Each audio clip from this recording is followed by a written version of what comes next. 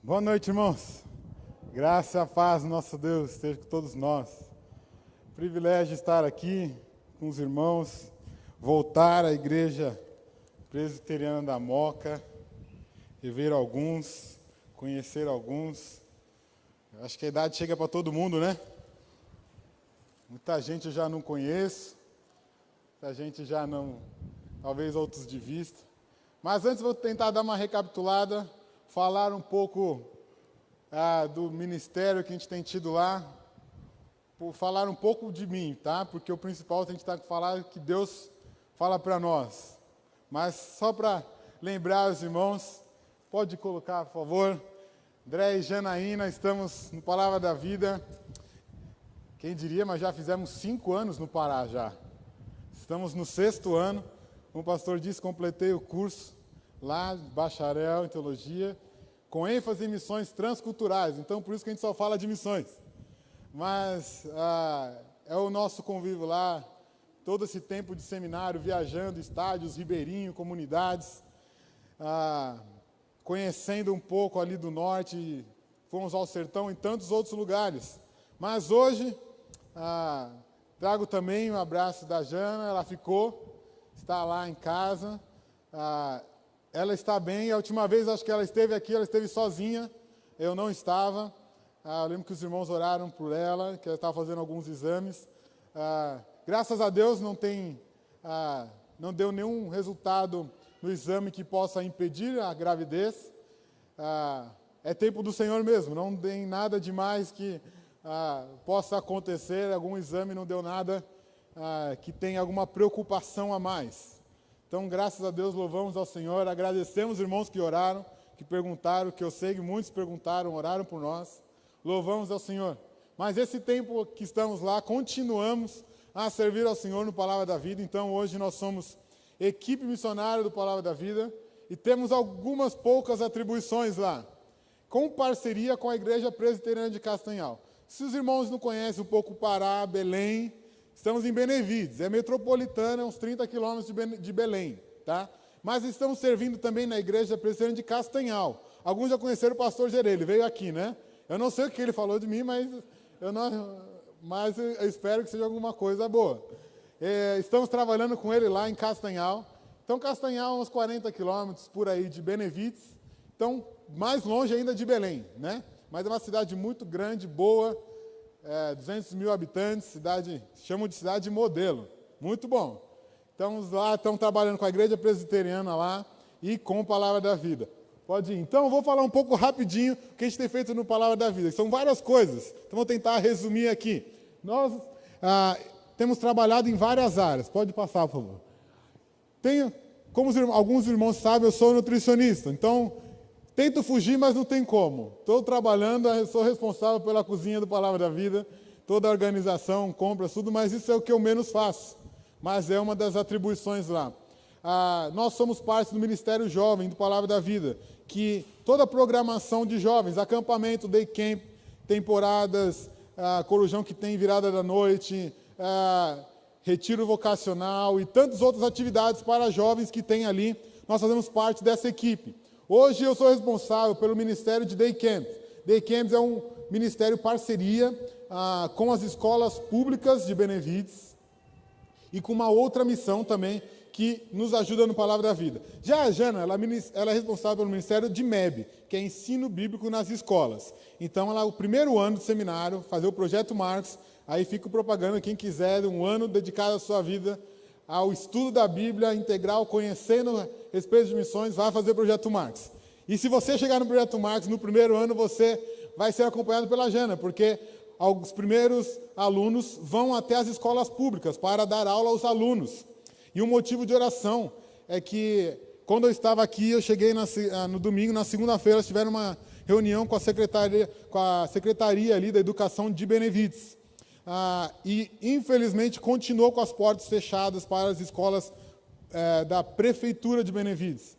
Nós não podemos mais entrar para dar ensino bíblico nessas escolas. Nós temos a porta aberta para fazer outros ministérios, mas o específico de aulas nós não podemos mais. Então, a Jana é responsável por esse ministério. Então, pode passar aí, por favor.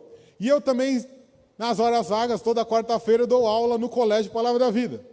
Eu dou aula de ensino bíblico no colégio para os marmanjos, segundo e terceiro ano do ensino médio. Só os gente boa. Lá toda quarta-feira comigo, feliz na hora do almoço, pronto, eles têm que me ouvir lá. Toda quarta-feira eu dou aula para eles de ensino bíblico. Então, já nos day camps que a gente fez essa parceria, o que nós fazemos? As escolas públicas, que a Jana tem esse ministério, se nós não podemos entrar na escola pública, nós trazemos o aluno para dentro do Palavra da Vida. Então ele passa lá o dia, tem palavra, louvor, brincadeira, almoça e depois ele volta para sua casa depois no fim do dia. Então hoje eu sou responsável por isso. Eu que estou à frente essa tarefa. Então nós temos o privilégio de chamar pessoas, equipes, para trabalhar conosco lá e trabalhar ali nas escolas públicas, com os alunos de baixa renda que podem ali. Ore, irmãos, por esse ministério, porque nós temos alcançado cerca de 450 adolescentes por semana nesse ministério. É uma parceria com uma missão Highland Camp, que eles vêm, ajudam a gente, que disponibiliza para acontecer esse ministério. Temos experiências muito boas, onde alunos vão ali ouvir da palavra de Deus, de 10 a 18 anos.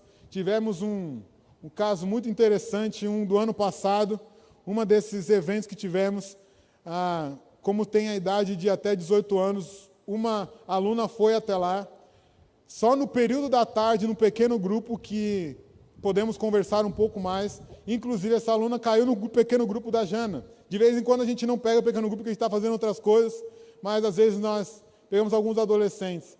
E ela confessou que ela estava ali, morava com um rapaz que era mais velho que ela e que tinha fugido de casa, já tinha algum tempo já que morava com esse rapaz, 18 anos dela, e ela queria ir para o day camp, mas o rapaz não queria. E para entrar lá a gente precisa de autorização. E aí então a mãe dela assinou a autorização sem o rapaz deixar. Ela foi escondida, e o rapaz brigou com ela e bateu nela de manhã. E ela só foi confessar tudo isso para nós à tarde. E ela falou ainda mais, ele fugiu, ele me seguiu, ele entrou no ônibus escondido, ele está aqui. Foi uma situação que eu não sabia o que fazer. A gente manda o rapaz embora, a gente chama ele, finge que não tem nada, e manda ele, espera acabar o dia para ele ir embora. Mas foi muito bom, porque a menina passou o resto da tarde, porque isso já foi de tarde, conversando com a Jana. Eu e mais um amigo meu falamos assim, vamos lá, vamos chegar nesse rapaz aí.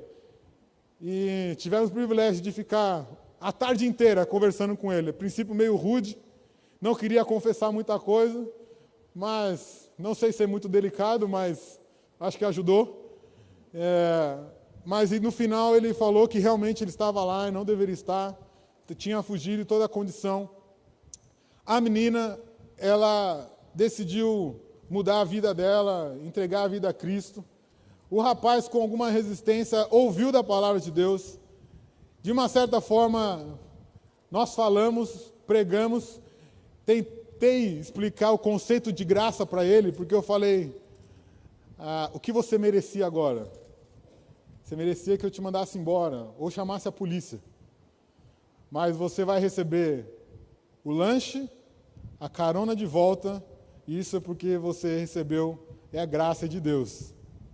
E isso ajudou o menino a perceber o que é a graça de Deus. Aquilo que a gente merecia, a gente não recebe, porque a graça de Deus superabundou na nossa vida. E é nesses momentos que nós temos o privilégio de compartilhar do amor de Deus. E nós temos trabalhado com esse ministério que envolve os alunos das escolas públicas com a missão, com a palavra da vida e com todo esse ministério que nós temos. Pode passar. E também com a parceria aí, ao passar dos dias, não só com o MEB, com o Day Camp, com o colégio dando aula, mas também com a igreja, tem no ministério lá durante todo o mês. Tivemos o privilégio de pregar algumas igrejas do presbitério, tem um trabalho com casais, tivemos um curso de 1 ano, preparei um material de 1 ano sobre novos casais de 1 a 5, 6 anos de casados. Nós estudamos a palavra junto lá no presbitério. Uma vez por mês nós nos reunimos tivemos o privilégio também na igreja fazer um encontro de um jantar dos casais. Então, no dia 12, nós fizemos um jantar. Provavelmente vamos ter mais uma vez esse ano, jantar dos casais, onde a gente reúne os casais, as famílias da igreja, traz alguém para falar, vamos para algum lugar diferente, que não é a igreja, para jantar e fazer um momento diferente. E temos pregado, ensinado a palavra de Deus, ensino bíblico, toda manhã na escola dominical para a igreja, Jana às vezes dando aula para as mulheres. Isso tem sido a nossa tarefa. Estamos na igreja Presidente Castanhal, não é muito grande. Os irmãos estão convidados a todos irem lá nos visitar, no Palavra da Vida. Pode ir à nossa casa, pode ir na nossa igreja, todos estão convidados. Só não pode ir todo mundo junto, tá bom, gente? Vamos, vocês avisem, a gente vai aos poucos, mas todos estão convidados. É um prazer, irmãos, servir ao Senhor naquele lugar. Uma igreja que nos acolheu tão bem, temos trabalhado ali, nos empenhado. A igreja tinha passado por grandes dificuldades há alguns anos, aí o gerê chegou lá, depois nós chegamos em seguida para trabalhar, fortalecer aqueles irmãos, fortalecer aquela igreja. E agora estamos caminhando para que aquela igreja seja forte, faça diferença ali em Castanhal. Castanhal só tem uma igreja presbiteriana do Brasil,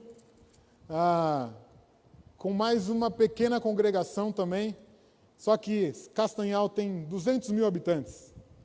É muita gente para uma igreja que tem 30, 40 membros.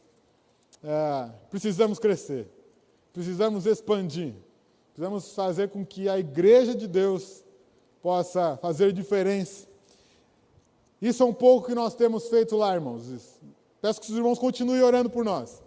Continue a lembrar de nós nas suas orações, a lembrar da Igreja Presbiteriana de Castanhal. Continue orando por ela, fortalecendo a todos que estão lá, os presbíteros e diáconos e todos os membros, para que Castanhal possa ser diferente. Castanhal possa ser uma cidade que possa refletir o nome de Cristo. Ali, uma igreja viva, forte e madura. Mas hoje eu vou falar sobre uma igreja que é madura. Abra sua Bíblia, 1 Tessalonicenses, capítulo 1.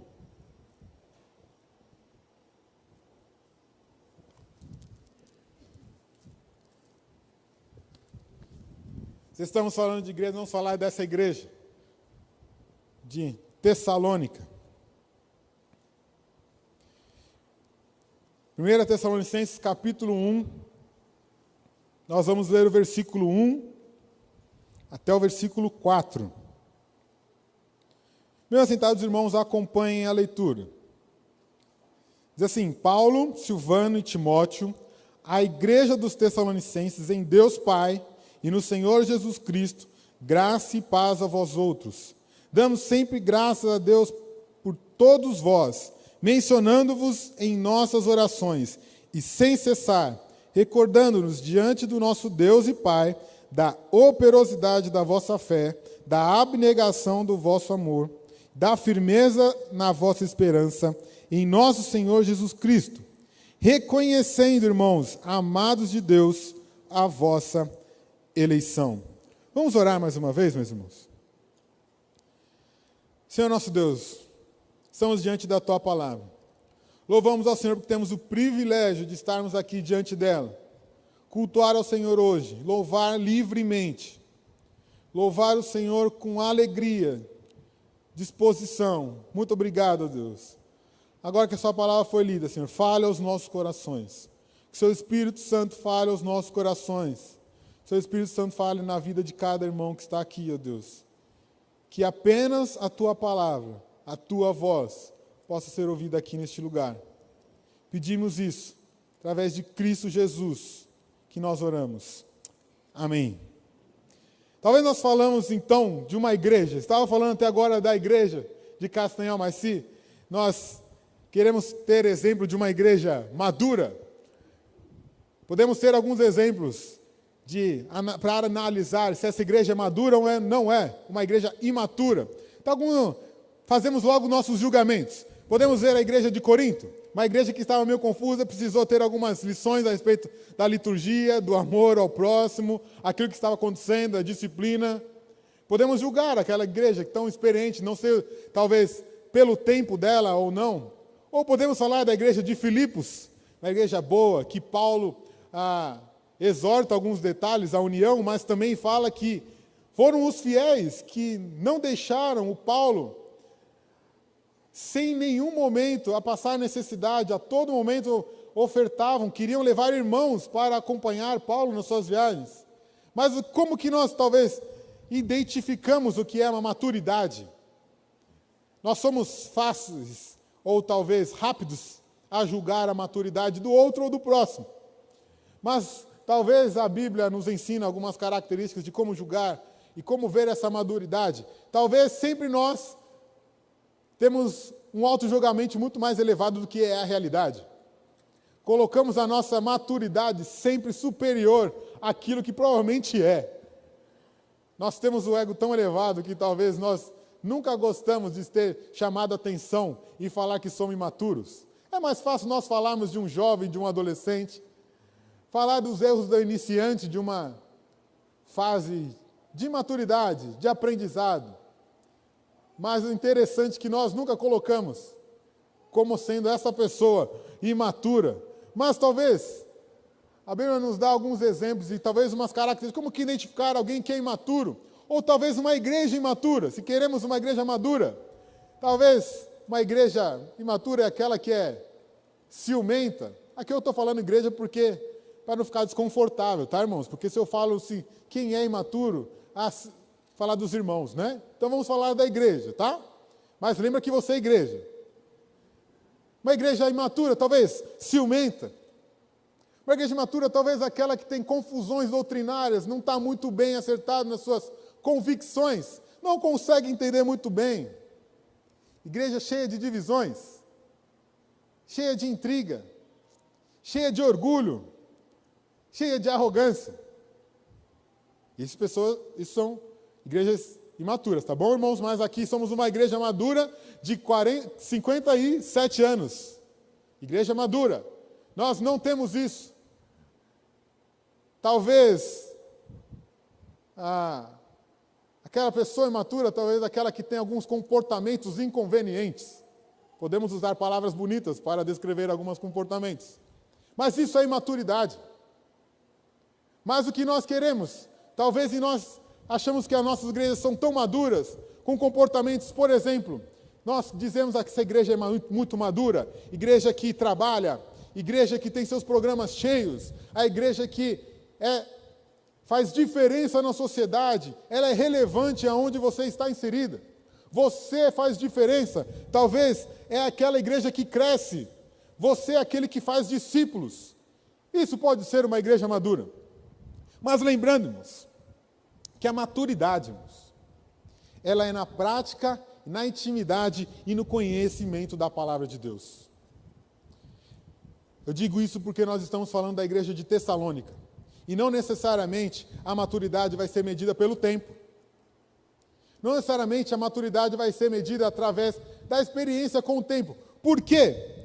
Se você lembrar, irmãos, depois você pode ler em Atos capítulo 17, onde Paulo vai narrar a sua segunda viagem, que ele está passando pela cidade e é plantado ali a igreja em Tessalônica. Atos 17 vai dizer que Paulo arrazoou ali durante 3 sábados pregando na sinagoga. E ali muitos se converteram e começaram a fazer diferença. Paulo pregou a Cristo. E ali irmãos começaram a se converter e não foram poucos. E nós estamos falando de uma igreja que foi plantada com uma pregação de 3 fins de semana. Uma igreja que ela foi plantada no meio de perseguição. Lembra-se do relato em Atos que Paulo pregou. Ele chegou em Tessalônica, uma cidade grande, capital ali da Macedônia, muito importante, onde passava aquela via Ignátia que cruzava todo o império. Chegou ali, pregou, se converteram, foi visitar e ficou hospedado na casa do irmão, eu não sei o nome, é Jasson ou Jason para os irmãos, tá bom? Já Atos 17, você vai ler o nome lá. Ele estava hospedado na casa desse irmão. E por causa da hospedagem, simples hospedagem, que esse irmão recebeu, Paulo, Silas e Timóteo, que são aqueles que estão enviando essa carta, esses irmãos foram presos. Jasão foi parar na cadeia. Paulo foi expulso.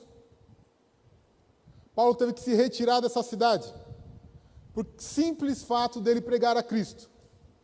E essa igreja foi plantada e começou a ser fortalecida ali neste lugar. Irmãos, uma cidade onde tem muita confusão, uma cidade rica, uma capital, onde o evangelho chega. Paulo, na sua segunda viagem, tem que sair dali. Essa igreja é formada. Mas eu acho muito interessante porque Paulo está começando essa carta louvando ao Senhor na oração de gratidão a Deus por essa igreja. Ele louva ao Senhor, ele louva a esse Deus, porque essa igreja, ela tem uma fé verdadeira, ele tem um amor abnegado, ele tem uma esperança firme. Imagine que alegria receber uma carta do apóstolo Paulo, louvando a Deus, porque ele sabia muito bem que era Deus que estava fazendo isso, pela firmeza desses irmãos. Agora eu pergunto, como seria a carta do apóstolo Paulo à igreja presbiteriana da Moca? Como ele começaria essa carta? Aos irmãos da igreja presbiteriana da Moca, louvo ao Senhor, 3 pontinhos. O que ele escreveria? O que seria o prefácio? O que estaria nessa carta, irmãos? O que estaria nessa carta de uma igreja tão experiente de 57 anos? Aqui estamos falando de uma carta de uma igreja que talvez quando foi enviada essa carta, Paulo já estava em Corinto, porque terminou toda a sua viagem, estava em Corinto, quando ele mandou, provavelmente 1 ano depois, no máximo. Igreja, se podemos falar de maturidade de 1 ano, ele coloca essas características. Os irmãos já ouviram muito a respeito dessas 3 características, esse tripé que Paulo utiliza, a fé, o amor e a esperança. Só Paulo usa essas 3 itens juntos 6 vezes, no mesmo versículo, nos seus escritos. Depois tem uma lá em Hebreus e depois outra Pedro, que escrevem essas mesmas expressões juntas. Tripé da fé de Paulo, a fé, o amor e a esperança. Talvez o que mais se destaca, talvez está lá em 1 Coríntios 13. Depois de Paulo ter falado a respeito da Santa Ceia, da disciplina, depois falado do uso dos dons das igrejas, depois ele vai falar a respeito do capítulo tão conhecido, capítulo 13, a respeito do amor. Ele conclui o capítulo 13 dizendo, agora pois permaneçam a fé, a esperança e o amor, sendo que o maior deles, o amor. Paulo utiliza dessa figura. Eu fico imaginando escrever uma carta para uma igreja de 3 meses, elogiando a sua fé, elogiando o amor, elogiando a esperança que aqueles irmãos têm. Mas o que me destaca é que nesse versículo, essa oração de gratidão a Deus é pela eleição em Cristo. E essa eleição em Cristo, ela é evidenciada através da fé, do amor e da esperança. Paulo, no versículo 4, ele vai dizer que a evidência que esses irmãos são eleitos do Senhor é a operosidade da vossa fé, a abnegação do vosso amor, essa firmeza dessa esperança. É resultado dessa eleição. Com isso eu queria compartilhar com os irmãos 3 evidências da nossa eleição em Cristo Jesus, que Paulo encontrou nesses irmãos de Tessalônica. E a primeira está aí, clara, óbvia, no texto. A verdadeira fé. Talvez essa fé que nós podemos dizer, essa fé salvífica, aquela que é salvadora, aquela que o salvou, essa fé presente ali naqueles irmãos, mas é uma fé tão verdadeira que Paulo enviou a Timóteo a ficar ali em Tessalônica, para que essa fé dos irmãos não fosse abalada.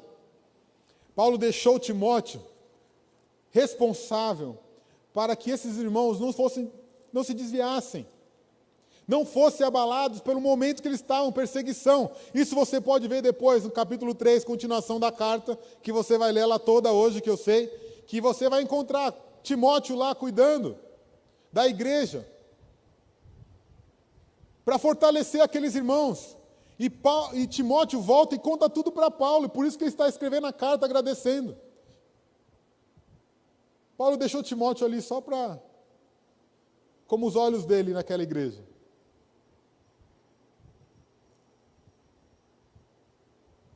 Como é bom ter a certeza que tem alguém para nos fortalecer. Aquele que está ao nosso lado, porque talvez uma igreja recém-nascida, uma igreja embriã, talvez se fosse o nosso processo hoje de produção de igreja, a gente chamava só como ponto de pregação.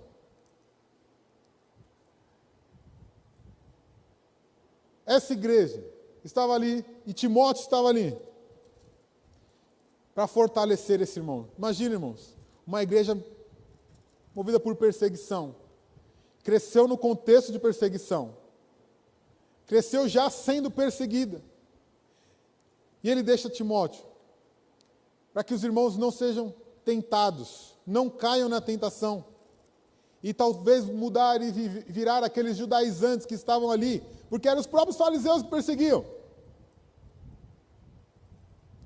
A firmeza de Timóteo ali. Ô irmãos, você acha que Paulo ia deixar um estagiário para cuidar da igreja de Tessalônica? Não era um estagiário. A gente tem costume de rebaixar Timóteo. Um jovem, não muito experiente. Eu acho que Paulo não cometeria esse erro. Paulo tão estratégico que foi direto na capital para plantar uma igreja em Tessalônica. Eu acho que ele não cometeria esse erro. Mas essa fé que foi elogiada dessa igreja.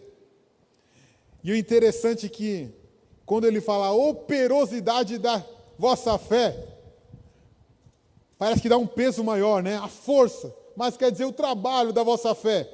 Ué, mas o trabalho da vossa fé, a sua obra, é isso que quer dizer? A obra da vossa fé. Então significa que eu tenho que trabalhar e ter uma obra para ter a minha fé? Não, não é isso que ele está falando. Não significa que quanto mais eu trabalho, mais minha fé aumenta. Não significa que quanto mais eu trabalho na igreja, mais minha fé aumenta. Não significa isso. Não caia nesse erro, achar que você está trabalhando na igreja para fortalecer a sua fé e aumentar a sua fé. Não é isso. Acabamos de ler hoje, Efésios 2. Lemos. Nós somos salvos pela graça de Deus. Não de obras para que ninguém se glorie. Mas pela graça nós somos salvos. Ou seja, Paulo não está se contradizendo aqui, irmãos. A gente não pode cair nesse erro de falar então que eu vou trabalhar para que a minha fé aumente, para que então eu chegue ao ponto de que eu seja muito forte, porque eu me trabalho, eu me empenho. Afinal de contas, eu estou aqui todos os cultos. Afinal de contas, eu sou um dizimista fiel. Afinal de contas, eu estou aqui em todos os trabalhos. Afinal de contas, eu estou à frente de ministérios e sociedades. Não é por isso. Não é por causa da sua fé. Muito menos para a sua salvação. Aqui Paulo está falando da operosidade da vossa fé, aquilo que Tiago diz, que a respeito da sua fé, se ela não tem obras, ela é morta. A sua fé é vista através daquilo que com você faz. A operosidade da vossa fé é o trabalho que executa através da salvação que você tem. A sua fé é evidenciada naquilo que você faz. E Paulo está elogiando esses irmãos, porque isso é uma fé visível, palpável. É uma fé que todos podem enxergar. Irmãos, eu fico tão, talvez, assustado,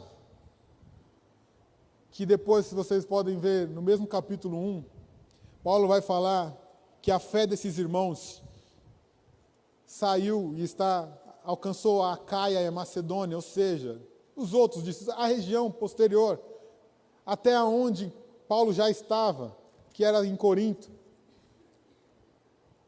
Aproximadamente uns 400, 500 quilômetros. Tessalônica eram 150 quilômetros de Filipos. A fé desses irmãos era operosa, firme, inabalável, que era reconhecida a mais de 400 quilômetros. E não tinha WhatsApp, Facebook, no Instagram, nem nada. A fé desses irmãos estava sendo famosa além dos seus portões. A fé desses irmãos imaturos estava sendo reconhecida em outro distrito, em outra cidade, onde provavelmente essa mensagem demoraria semanas e meses para chegar, mas a fé deles já estava sendo conhecida. Na Macedônia e Acaia, que fé é essa? Fé operosa, que trabalha. Fé que nasce no meio da perseguição. A fé que vem com a perseguição e fortalece os irmãos. Não caia no erro de pedir ao Senhor que venha a perseguição para que a sua fé aumente.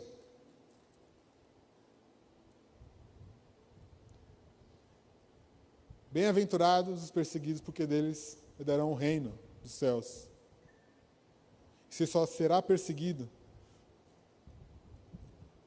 porque você já se prostrou diante dele, porque você já reconheceu quem você é, e a sua fé foi aumentada, e porque você é um crente verdadeiro, a sua fé está sendo reconhecida, a perseguição vai vir. Se você quer ser um crente que faça diferença, a perseguição vai vir. A perseguição só vem quando a sua fé é operosa. Não peça a Deus para vir perseguição para aumentar a sua fé.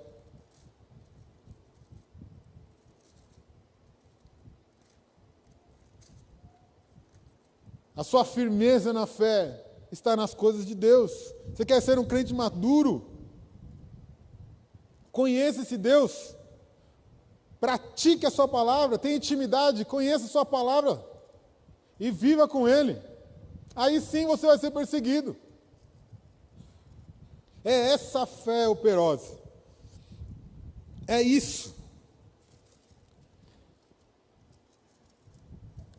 Esses elogios que Paulo leva à igreja de Tessalônica nos traz vergonha. Nos traz vergonha porque talvez a nossa fé não foi conhecida nem na oratório. Aonde que a nossa fé está sendo conhecida?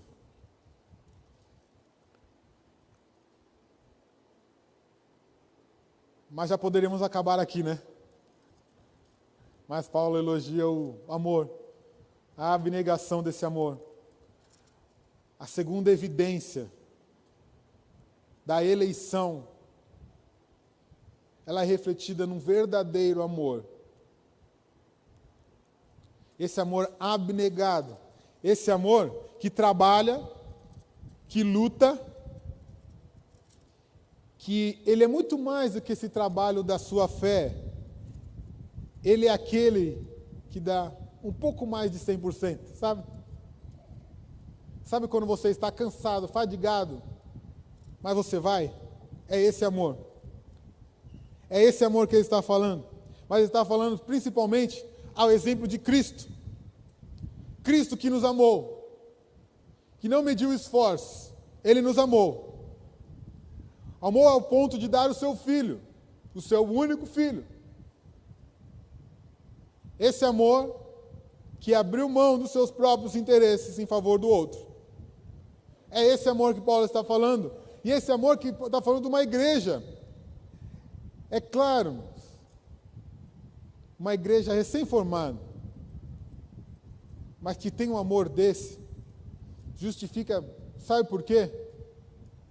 Imagina aqui, irmãos. Nós estamos na igreja, Paulo acabou de ser expulso, nós estamos passando por perseguição, pessoas estão vindo para querer matar, porque nós estamos pregando a Cristo, simplesmente por isso. Jason é preso. Imagina uma igreja que domingo que vem a gente não sabe se todos estaremos aqui. Não estaremos aqui, a gente não sabe, porque talvez alguém foi pego, alguém foi preso, alguém foi morto, simplesmente porque prega a Cristo. Uma igreja que se une ao ponto de estar firme na palavra do Senhor e se encontrar todo domingo, independente do que aconteça, e exercendo esse amor ao próximo, de famílias que perdiam parentes, perdiam familiares, aonde o líder da igreja, domingo que vem, acho que não vai estar, mas eles estavam unidos, dispostos a demonstrar esse amor, mesmo quando for no meio da madrugada, bater na porta, me ajude, meu marido sumiu. É esse amor que está disposto a sofrer junto com o próximo. É esse amor que quando bate na sua porta de 3 horas da manhã e fala, você pode me levar no hospital porque não tem quem me leve? Sabendo que você vai ter que acordar às 6 horas da manhã para trabalhar. É o amor que não mede esforços. É um amor que faz diferença. É o amor que abre mão, que é muito mais do comum, do corriqueiro, do prático e do fácil. É o amor que vai além dos seus interesses. É esse amor que ele está falando dessa igreja. Uma igreja santa, que buscava a santidade, que buscava ter essa comunhão com Deus, com Cristo, que ressuscitou. Ele é o Cristo, Ele é o Messias, Ele chegou. Isso é o mais importante para mim, e não importa o que aconteça. Eu vou amar esse Cristo, eu vou demonstrar isso na vida do meu irmão e no próximo. E nisso minha fé vai ser conhecida. Esse amor que Paulo, com tanta força, ele diz, eu quero ir visitar os irmãos. Mas Satanás me impediu de chegar até aí. Depois você vai ler capítulo 2. Ele foi expulso, eu não sei o que era, mas eu só sei que ele não podia chegar lá. Mas esse amor porque sabia que os irmãos estavam sofrendo. Ele desejava estar com os irmãos. Talvez se fosse eu falava assim, não, aguenta aí, quando passar isso aí eu chego. Quando passar um pouco essa sua dificuldade, eu chego aí para te ajudar, tá bom? É esse amor que Paulo está falando. Eu quero estar com vocês. Eu sei que vocês estão sofrendo. E ele tinha muito nítido que ele não conseguia chegar porque era Satanás que estava impedindo. Porque ele sabia que ele deveria estar ali. O propósito de Deus era esse, o amor ao próximo. Que amor é esse, irmãos?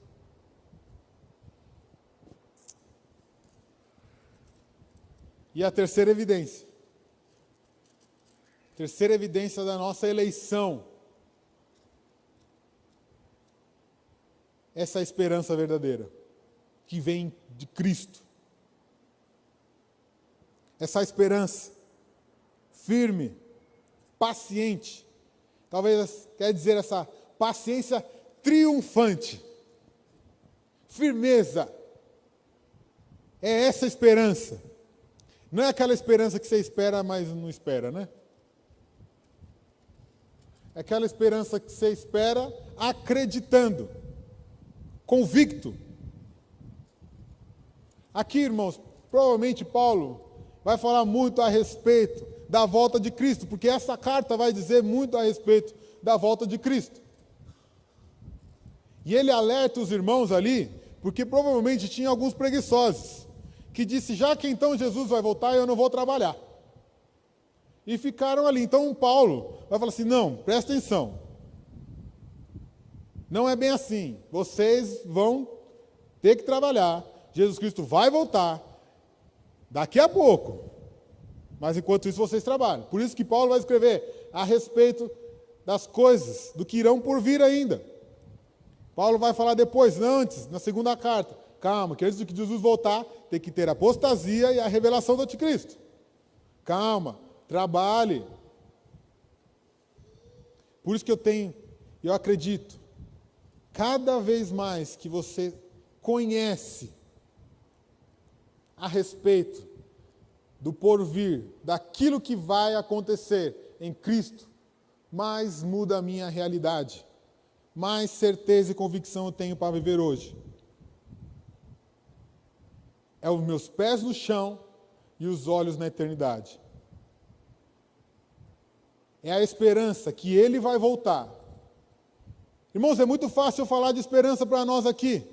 Mas imagina Paulo falando da esperança para aqueles irmãos que estavam vendo os irmãos morrendo. Não, vai dar certo, irmão, calma. Para aqueles irmãos que estavam sendo mortos, perseguidos, presos, aquele tapinha nas costas não era muito bom. Não tinha muito resultado. Mas a esperança que Paulo fala desses irmãos é a esperança em Cristo. Aquele que é justo juiz. Ao mesmo tempo que ele fala, espere, irmãos. Deus é o justo juiz. Ele vai vingar aqueles que estão contra Deus. Eles já têm o seu dia programado para que a condenação seja vista perante todos. Mas enquanto isso, seja firmes, inabaláveis nessa esperança. Não fique desesperado com aqueles com que dormem. Aquele crente que perdeu o ente querido entra em desespero. É esse que ele está falando. Calma, sua vida não acabou. Sua vida continua. Há esperança. Muitos ali estavam desesperados, estavam assumindo pessoas, estavam perseguidos. Crentes estavam morrendo. Não é motivo de desespero. É motivo de tristeza, é verdade. Mas não de desespero. Aonde está a sua fé? Aonde está a sua convicção? Em quem você acredita? É essa esperança que você tem que ter. Aquele crente que perde o parente, eu não estou minimizando, tá, irmãos? A dor, o sofrimento.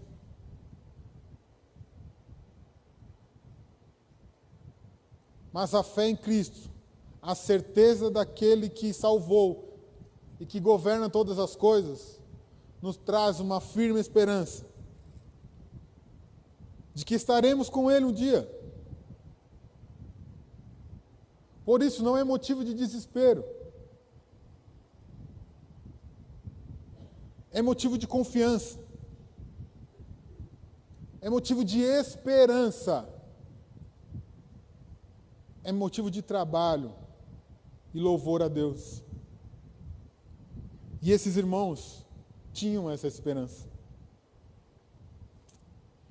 Esses irmãos foram elogiados por essa esperança. Se você perdeu alguém, o mundo não acabou.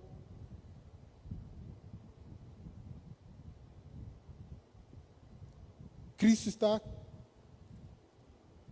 no controle de todas as coisas. Você não acredita que Ele é o dono do universo? Ele é o sustentador? Ele é o Deus da providência? Se você acredita que Cristo vai voltar e buscar a sua igreja, esteja pronto, alegre.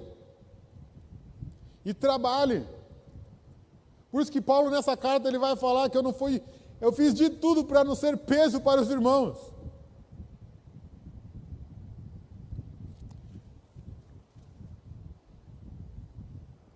Que igreja é essa que nós julgamos imatura?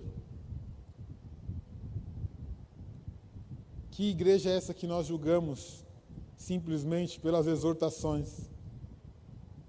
Ou pela inexperiência? Ou pelo tempo de vida? Como nós julgamos com tanta facilidade aquilo que aos nossos olhos parece tão pequeno, mas que para Deus é um ótimo instrumento para a glória dele. Se nós queremos ter uma igreja madura, relevante, por que não aprender com os irmãos de Tessalônica? Por que não aprender com os mais novos?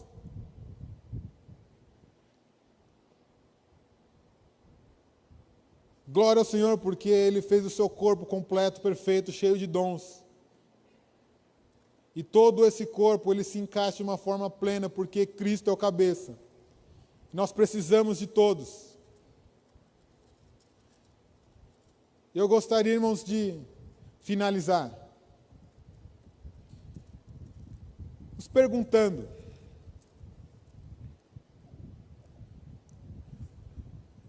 até onde a sua fé tem chegado?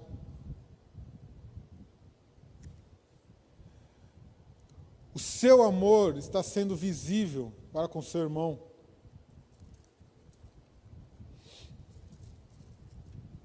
A sua esperança está em Cristo? Se você quer ter uma vida relevante, madura, que vive e conhece desse Deus pleno e verdadeiro, se você quer ter uma igreja forte, que multiplica, que cresce, se você quer ser um crente que faz discípulos, tenha uma fé verdadeira,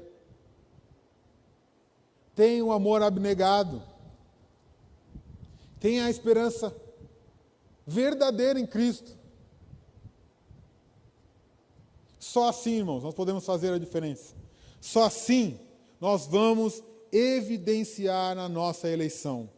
Agora, se ficou na dúvida, agora é o momento.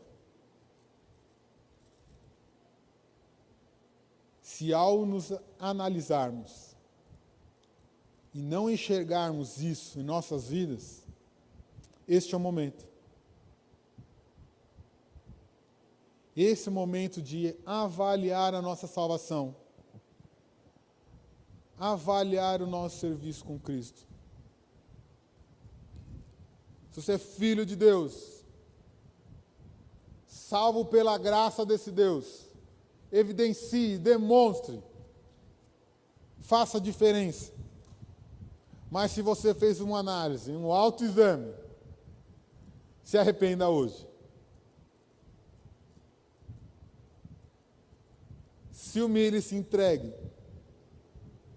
totalmente a Ele e peça que só pela obra dEle a sua fé vai ser aumentada, o seu amor vai transbordar e a sua esperança será nele, plena. Que Deus nos ajude, irmãos. Que Deus tenha misericórdia das nossas vidas, para evidenciar essa salvação que Ele nos deu com toda a sua graça e misericórdia. Possamos ser sal e luz nesse mundo. Vamos orar? Senhor Deus, muito obrigado, porque um dia o Senhor nos alcançou, um dia o Senhor nos salvou, Um dia o Senhor olhou para nós através da sua graça e quis nos redimir. Perdão, Senhor, porque nós não demonstramos para este mundo essa salvação que o Senhor nos deu. Perdão, Senhor, porque a nossa fé falha. Perdão, Senhor, porque o nosso amor é orgulhoso. Ó Deus, nos ajude. Transforma as nossas vidas. Transforma os nossos corações pelo poder do Espírito Santo, que habita em nós, que é totalmente Deus e que é capaz de transformar as nossas vidas. Transforma os nossos corações, transforma o coração de cada um que está aqui, ó Deus. Transforma essa igreja, transforma o teu povo, para que a sua glória possa ser vista aonde nós estivermos, por onde nós andarmos, porque a nossa fé pode fazer diferença aonde nós estivermos, porque ela vem do Senhor, porque é o Senhor que nos deu e é o Senhor que nos salvou. Nos ajuda, Senhor. Nos ajuda a honrar com a Tua palavra e a obedecer os Teus decretos e a servir com alegria e singeleza de coração. Colocamos nas Tuas mãos e nos entregamos diante de Ti, humildes, reconhecendo que só o Senhor é Deus e é só o Senhor que nos salva. E é através desse Salvador, Cristo, que nós oramos, agradecidos. Amém.